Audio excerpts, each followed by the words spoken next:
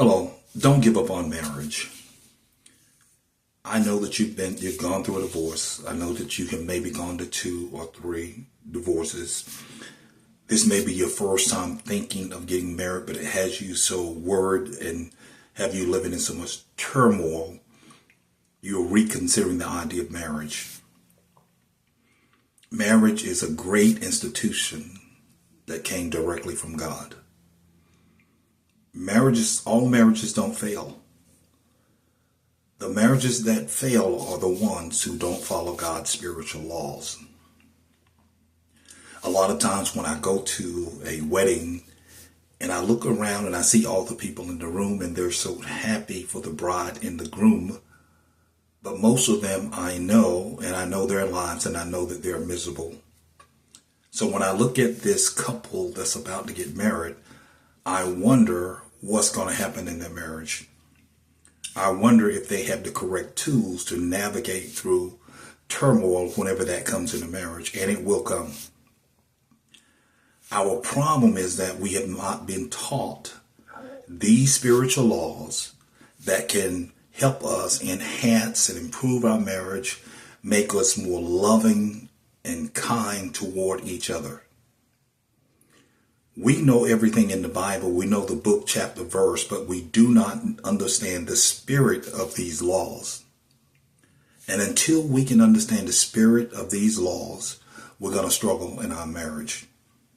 These laws require discipline of the mind. And if we can't become disciplined in our ways and our habits, then we're certainly going to struggle in marriage. We must become a master of ourselves. We must master our mind and our emotions as well as our actions. And when we do this, we become a master.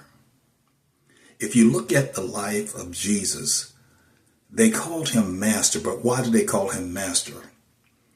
Not because he mastered anyone else. They called him master because Jesus was total control of his mind, his thoughts, and his action. He had mastered himself. And I'm telling you that if you want the kind of marriage that God said that you can have, you're going to have to follow the path of Jesus and learn how to master yourself. It is going to take discipline. You're going to not want to do some things that you're going to have to do, but that takes discipline.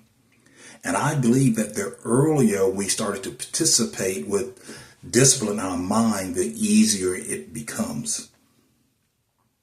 A lot of times people want to, when they start to have problems, they run off and they want to see a marital counselor.